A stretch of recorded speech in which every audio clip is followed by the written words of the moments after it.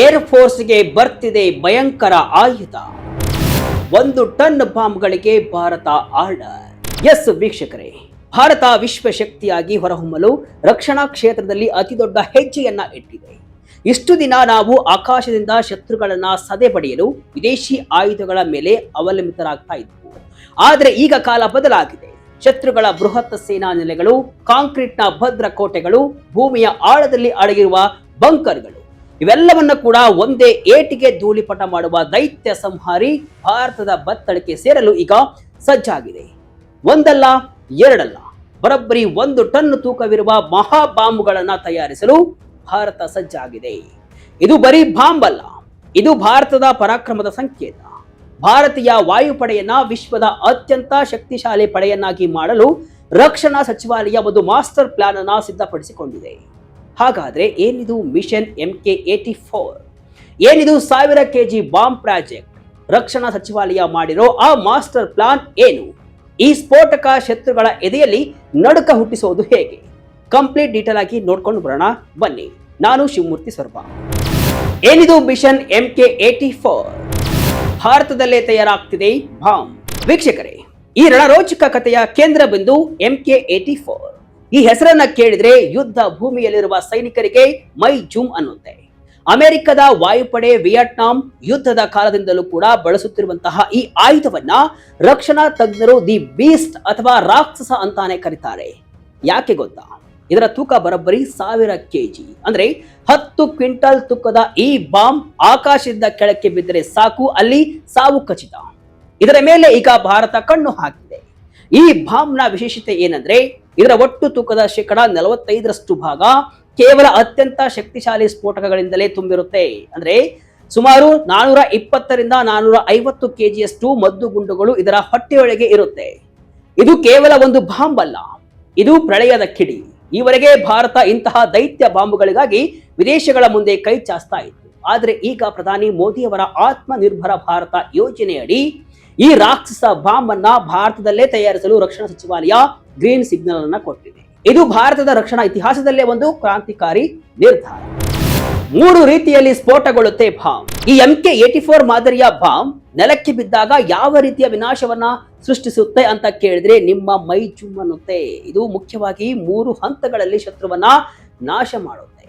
ಮೊದಲನೆಯದು HB effect, ಅಂದ್ರೆ bomb ಸ್ಫೋಟಗೊಂಡ ತಕ್ಷಣ ಭೀಕರವಾದ ಶಾಕ್ ವೇವ್ ಸೃಷ್ಟಿಯಾಗುತ್ತೆ. ಈ ಅಲೆಗಳು ಎಷ್ಟು ಶಕ್ತಿಯುತವಾಗಿರುತ್ತವೆ ಅಂದ್ರೆ ಸ್ಫೋಟದ ಸುತ್ತಮುತ್ತಲಿನ 100 ಮೀಟರ್ ವ್ಯಾಪ್ತಿಯಲ್ಲಿರುವಂತಹ ಬೃಹತ್ ಕಟ್ಟಡಗಳು ಕ್ಷಣಾರ್ಧದಲ್ಲಿ ಬುಡ ಸಮೇತ ಉರುಳಿ ಬೀಳುತ್ತವೆ. ಎರಡನೇದು ಪೀಕ್ ಓವರ್ ಪ್ರೆಷರ್. ಇದು ಅತ್ಯಂತ ಭಯಾನಕ ಹಂತ. ಬಾಂಬ್ ಸ್ಫೋಟಗೊಂಡ ಜಾಗದಲ್ಲಿ ಗಾಳಿಯ ಒತ್ತಡ ಎಷ್ಟು ತೀವ್ರವಾಗಿ ಬದಲಾಗುತ್ತೆ ಅಂದ್ರೆ ಮನುಷ್ಯನಿಗೆ ಬೆಂಕಿ ತಾಗದಿದ್ರೂ ಕೇವಲ ಆ ಗಾಳಿಯ ಒತ್ತಡಕ್ಕೆ ಶ್ವಾಸಕೋಶಗಳು ಒಡೆದು ಹೋಗುತ್ತವೆ, ಕಣ್ಣುಗಳು ಹೊರಬರುತ್ತವೆ. ಭೂಗತ ಬಂಕರ್ಗಳಲ್ಲಿ ಅಡಗಿ ಕುಳಿತಿರುವಂತಹ ಶತ್ರುಗಳಿಗೆ ಇದು ಮರಣ ಶಾಸನ. ಕಾಂಕ್ರೀಟ್ ಗೋಡೆಗಳು ಕೂಡ ಈ ಒತ್ತಡಕ್ಕೆ ಪುಡಿ ಪುಡಿ ಆಗುತ್ತವೆ. ಇನ್ನು ಮೂರನೆಯದು ಫ್ರಾಗ್ಮೆಂಟೇಷನ್. ಬಾಂಬ್ನ ಹೊರಗಿನ ಕಬ್ಬಿಣದ ಕವಚ ಸ್ಫೋಟದ ರಭಸಕ್ಕೆ ಸಾವಿರಾರು ಚೂರುಗಳಾಗಿ ಮಾರ್ಪಡುತ್ತೆ.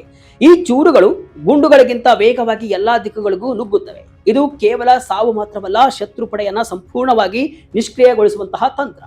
ಹಾಗೆ ಇದರ ಮತ್ತೊಂದು ಅತ್ಯಂತ ದೊಡ್ಡ ಸ್ಪೆಷಾಲಿಟಿ ಏನಪ್ಪಾ ಅಂದ್ರೆ ಯೂನಿವರ್ಸಲ್ ಕಾಂಪ್ಯಾಟಿಬಿಲಿಟಿ. ಅಂದ್ರೆ ನಮ್ಮ ಹತ್ತಿರ ಇರೋ ರಷ್ಯಾ ಮೂಲದ ಸುಖೋಯ್, ಫ್ರಾನ್ಸ್ ಇಂದ ತಂದಿರುವಂತಹ ರಫೇಲ್ ಅಥವಾ ಮಿರಾಜ್ ಎಲ್ಲದಕ್ಕೂ ಕೂಡ ಇದು ಪರ್ಫೆಕ್ಟ್ ಆಗಿ ಫಿಟ್ ಆಗುತ್ತೆ. ಇದರ ಜೊತೆಗೆ ಟೈಲ್ ಯೂನಿಟ್ ಕೂಡ ಮಾಡ್ತಿದ್ದಾರೆ. ಅಂದ್ರೆ ಟೈಲ್ ಯೂನಿಟ್ ಅಂದ್ರೆ ಸ್ಫೋಟಕದ ಹಿಂಭಾಗದಲ್ಲಿರುವಂತಹ ರೆಕ್ಕೆಗಳು. ಇದು ಗುರಿಯ ಕಡೆ ಬೀಳುವಾಗ ಅದನ್ನ ಕಂಟ್ರೋಲ್ ಮಾಡಿ ಬ್ಯಾಲೆನ್ಸ್ ಕೊಡುತ್ತೆ. ಇಂತಹ ಭಯಾನಕ ಫೀಚರ್ಸ್ ಇರೋ ಸ್ಫೋಟಕ ತಯಾರಿಸೋಕೆ ಭಾರತ ಈಗ ಮುಂದಾಗಿದೆ. ಭಾರತದ ಮಾಸ್ಟರ್ ಪ್ಲಾನ್ ಏನು? ಈಗ ರಕ್ಷಣಾ ಸಚಿವಾಲಯ ಮಾಡಿರುವಂತಹ ಪ್ಲಾನ್ ಏನು ಗೊತ್ತಾ? ಭಾರತದ ಖಾಸಗಿ ಕಂಪನಿಗಳಿಗೆ ಎಕ್ಸ್ಪ್ರೆಷನ್ ಆಫ್ ಇಂಟರೆಸ್ಟ್ ಆಹ್ವಾನವನ್ನ ನೀಡಲಾಗಿದೆ. ಅಂದ್ರೆ ಬನ್ನಿ ನಮ್ಮ ದೇಶದಲ್ಲೇ ಇಂತಹ ದೈತ್ಯ ಬಾಂಬುಗಳನ್ನ ತಯಾರಿಸಿ ಅಂತ ಸರ್ಕಾರ ಈಗ ಕರೆಯನ್ನ ಕೊಟ್ಟಿದೆ. ಕೇವಲ ಕರೆ ಮಾತ್ರವಲ್ಲ, ಇದಕ್ಕಾಗಿ 2026 ಮೇ 25ರ ಡೆಡ್ಲೈನ್ ಅನ್ನು ಕೂಡ ಕೊಟ್ಟಿದೆ. ಇದು ಕೇವಲ ಖರೀದಿ ಅಲ್ಲ, ಇದು ಮೇಕ್ ಟು ಯೋಜನೆಯಡಿ ನಡೆಯುತ್ತಿರುವಂತಹ ಸಂಶೋಧನೆ ಮತ್ತು ಅಭಿವೃದ್ಧಿ. ಇದರಲ್ಲಿ ಸರ್ಕಾರ ಮೊದಲು ಹಣವನ್ನ ನೀಡಲ್ಲ, ಬದಲಿಗೆ ನಮ್ಮ ದೇಶದ ಕಂಪನಿಗಳಾದ ಅದಾನಿ ಡಿಫೆನ್ಸ್, ಭಾರತ್ ಫೋರ್ಜ್ ಮತ್ತು ಮ್ಯೂನಿಷನ್ಸ್ ಇಂಡಿಯಾದಂತಹ ದೈತ್ಯ ಕಂಪನಿಗಳು ತಮ್ಮ ಸ್ವಂತ ರಿಸ್ಕ್ ಮೇಲೆ ಸಂಶೋಧನೆಯನ್ನ ನಡೆಸಬೇಕು. ಒಮ್ಮೆ ಈ ಬಾಂಬ್ ಸಿದ್ಧವಾಗಿ ಪರೀಕ್ಷೆಯಲ್ಲಿ ಯಶಸ್ವಿ ಆದರೆ ಭಾರತ ಸರ್ಕಾರ ಬರೋಬ್ಬರಿ 600 ಬಾಂಬ್ಗಳನ್ನ ಖರೀದಿಸಲು ಸಿದ್ಧವಾಗಿದೆ. ಇದು ಕೋಟ್ಯಾಂತರ ರೂಪಾಯಿಗಳ ಬೃಹತ್ ಪ್ರಾಜೆಕ್ಟ್. ಈ ಯೋಜನೆಯಲ್ಲಿ ಒಂದು ಕಠಿಣ ನಿಯಮ ಕೂಡ ಇದೆ. ಈ ಬಾಂಬ್ನ ಕನಿಷ್ಠ 50% ಬಿಡಿ ಭಾಗಗಳು ಭಾರತದಲ್ಲೇ ತಯಾರಾಗಬೇಕು. ಬಾಂಬ್ನ ಹೊರ ಕವಚದಿಂದ ಹಿಡಿದು ಒಳಗಿನ ಮದ್ದುಗುಂಡುಗಳು, ಸ್ಕ್ರೂಗಳು, ವೈರ್ಗಳು ಮತ್ತು ಅತಿ ಮುಖ್ಯವಾದ ಗೈಡೆನ್ಸ್ ಚಿಪ್ ಕೂಡ ನಮ್ಮ ದೇಶದ್ದೇ ಆಗಿರಬೇಕು. ಇದು ಸಂಪೂರ್ಣವಾಗಿ ಮೇಡ್ ಇನ್ ಇಂಡಿಯಾ ಉತ್ಪನ್ನವಾಗಲಿದೆ. 2 ಹಂತದಲ್ಲಿ ರೆಡಿ ಆಗ್ತಿದೆ ಈ ಪ್ರಾಜೆಕ್ಟ್. ಈ ಮೆಗಾ ಪ್ರಾಜೆಕ್ಟ್ ಅನ್ನ ಪರ್ಫೆಕ್ಟ್ ಆಗಿ ಮಾಡೋಕೆ 2 ಹಂತದಲ್ಲಿ ಪ್ಲಾನ್ ಅನ್ನ ಮಾಡಿಕೊಳ್ಳಲಾಗಿದೆ. ಮೊದಲನೆಯ ಹಂತ ಡೆವಲಪ್ಮೆಂಟ್. ಇಲ್ಲಿ ಬರೀ 6 ಪ್ರಾಯೋಗಿಕ ಮಾದರಿಗಳನ್ನ ಅಂದ್ರೆ ಪ್ರೋಟೋಟೈಪ್ ಮಾತ್ರ ಮಾಡ್ತಾರೆ. ಇದರಲ್ಲಿ 3 ರಿಯಲ್, ಇನ್ನು 3 ಡಮ್ಮಿ. ಇದನ್ನ ರೆಡಿ ಮಾಡೋಕೆ ಕೊಟ್ಟಿರೋ ಟೈಮ್ 24 ತಿಂಗಳು. ಇದು ರೆಡಿ ಆದ್ಮೇಲೆ ಸಿಂಗಲ್ ಸ್ಟೇಜ್ ಕಾಂಪೋಸಿಟ್ ಟ್ರಯಲ್ಸ್ ನಡೆಯುತ್ತೆ. ಅದಾದ ನಂತರ ವಾಯುಪಡೆಗೆ ತಕ್ಕ ಹಾಗೆ ಇದರ ಕ್ವಾಲಿಟಿ ರಿಕ್ವೈರ್ಮೆಂಟ್ಸ್ ಫೈನಲ್ ಮಾಡ್ತಾರೆ. ಇನ್ನು 2ನೇ ಹಂತ ಟ್ರಯಲ್ಸ್ ಮತ್ತು ಪರ್ಚೇಸ್. ಒಮ್ಮೆ ಈ ಪ್ರೋಟೋಟೈಪ್ಗಳು ಫೀಲ್ಡ್ ಟೆಸ್ಟ್ ನಲ್ಲಿ ಪಾಸ್ ಆಯಿತು ಅಂದ್ರೆ ವಾಯುಪಡೆ ಬರೋಬ್ಬರಿ ಇಂತಹ 600 ಬೃಹತ್ ಸ್ಫೋಟಕಗಳನ್ನ ಖರೀದಿಸೋಕೆ ಕಮರ್ಷಿಯಲ್ ಆರ್ಡರ್ ಅನ್ನ ಕೊಡುತ್ತೆ. ಅಂದ್ರೆ ಮುಂದಿನ 1-2 ವರ್ಷಗಳಲ್ಲಿ 600 ವಿಧ್ವಂಸಕ ಸ್ಫೋಟಕಗಳನ್ನ ತನ್ನ ಬತ್ತಳಿಕೆಗೆ ಸೇರಿಸಿಕೊಳ್ಳೋಕೆ ಭಾರತ ಈಗ ಮುಂದಾಗಿದೆ. ಭಾರತಕ್ಕೆ ಯಾಕೆ ಅನಿವಾರ್ಯ? ನಿಮಗೆ ಅನಿಸಬಹುದು ನಮ್ಮ ಬಳಿ ಈಗಾಗಲೇ ಮಿಸೈಲ್ಗಳಿವೆ, ಬಾಂಬ್ಗಳಿವೆ, ಮತ್ತೆ ಇದು ಯಾಕೆ ಬೇಕು ಅಂತ. ವೀಕ್ಷಕರೇ, ಯುದ್ಧ ಅನ್ನುವುದು ಬರೀ ಗುಂಡು ಹಾರಿಸುವುದಲ್ಲ, ಅದು ಒಂದು ತಂತ್ರಗಾರಿಕೆ. ಶತ್ರುಗಳು ತಮ್ಮ ಅತ್ಯಂತ ಪ್ರಮುಖ ಯುದ್ಧ ವಿಮಾನಗಳನ್ನ, ಮದ್ದು ಗುಂಡುಗಳನ್ನ ಮತ್ತು ಕಮಾಂಡ್ ಸೆಂಟರ್ಗಳನ್ನ ಎಲ್ಲಿಡುತ್ತಾರೆ ಗೊತ್ತಾ? ಸಾಮಾನ್ಯ ಕಟ್ಟಡಗಳಲ್ಲ. ಅವರು ಭೂಮಿಯ ಆಳದಲ್ಲಿ hard and air craft shelter ಮತ್ತು ಬೃಹತ್ ಕಾಂಕ್ರೀಟ್ ಬಂಕರ್ಗಳನ್ನ ನಿರ್ಮಿಸಿರುತ್ತಾರೆ. ಸಾಮಾನ್ಯವಾಗಿ 250 ಕೆಜಿ ಅಥವಾ 500 ಕೆಜಿ ಬಾಂಬ್ಗಳು ಈ ಬಂಕರ್ಗಳ ಮೇಲೆ ಬಿಟ್ರೆ ಅವುಗಳಿಗೆ ಒಂದು ಸಣ್ಣ ಗೀಚು ಕೂಡ ಆಗಲ್ಲ. ಆದ್ರೆ ಈ 1000 ಕೆಜಿ ದೈತ್ಯ ಸಂಹಾರಿ ಆ ಕಾಂಕ್ರೀಟ್ ಗೋಡೆಗಳನ್ನ ಸೀಳಿ ಒಳಗೆ ನುಗ್ಗಿ ಸ್ಫೋಟಗೊಳ್ಳುತ್ತೆ. ಮಿಲಿಟರಿ ಭಾಷೆಯಲ್ಲಿ ಇದನ್ನ ಹೈ ವ್ಯಾಲ್ಯೂ ಟಾರ್ಗೆಟ್ಸ್ ಅಂತ ಕರೀತಾರೆ. ರನ್ ವೇಗಳ ಧ್ವಂಸ. ಹೌದು, ಶತ್ರು ರಾಷ್ಟ್ರದ ರನ್ ವೇ ಮೇಲೆ ಈ ಬಾಂಬ್ ಬಿದ್ರೆ ಅಲ್ಲಿ ಬೃಹತ್ ಹಳ್ಳಗಳೇ ನಿರ್ಮಾಣವಾಗುತ್ತೆ. ಅವರ ಯಾವ ವಿಮಾನವೂ ಕೂಡ ಟೇಕ್ ಆಫ್ ಆಗಲು ಸಾಧ್ಯವೇ ಆಗಲ್ಲ. 1971ರ ಯುದ್ಧದಲ್ಲಿ ಅಥವಾ ಆಪರೇಷನ್ ಸಿಂಧೂರಿನ ಸಮಯದಲ್ಲಿ ನಾವು ಪಾಕಿಸ್ತಾನದ ರನ್ವೇಗಳನ್ನ ಗುರಿ ಮಾಡಿದ್ದೆವು. ಅಂದು ನಮ್ಮ ಬಳಿ ಇಂತಹ ದೈತ್ಯ ಬಾಂಬ್ಗಳಿದ್ರೆ ಪಾಕಿಸ್ತಾನ ವಾಯುಪಡೆ ಅಂದೇ ಮಕಾಡೆ ಮಲಗ್ತಾ ಇದೆ. ಇನ್ನು ಯೂನಿವರ್ಸಲ್ ಫೇಟ್ ಅಂದ್ರೆ ನಾನು ಆಗಲೇ ಹೇಳಿದ ಹಾಗೆ ಈ ಬಾಂಬ್ನ ಇನ್ನೊಂದು ವೈಶಿಷ್ಟ್ಯವೇನೆಂದ್ರೆ ಇದು ನಮ್ಮಲ್ಲಿರುವಂತಹ ರಷ್ಯಾದ ಸುಖೋಯ್, ಫ್ರಾನ್ಸ್ನ ರಫೇಲ್ ಮತ್ತು ಮಿರಾಜ್ ಯುದ್ಧ ವಿಮಾನಗಳಿಗೂ ಪರ್ಫೆಕ್ಟ್ ಆಗಿ ಹೊಂದಿಕೆ ಆಗುತ್ತೆ. ಅಂದ್ರೆ ಯಾವ ವಿಮಾನದಿಂದ ಕೂಡ ಬೇಕಾದ್ರೂ ಈ ಮಹಾ ಬಾಂಬ್ ಅನ್ನ ಎಸೆಯಬಹುದು. ಇದು ತುಂಬಾ ಡೇಂಜರಸ್ ಬಾಂಬ್. ಹಳೆಯ ಕಾಲದ ಬಾಂಬ್ಗಳಂತೆ ಇವುಗಳನ್ನ ಸುಮ್ಮನೆ ಎಸೆದು ನಂಬಿ ಕುಳಿತುಕೊಳ್ಳುವಂತಿಲ್ಲ.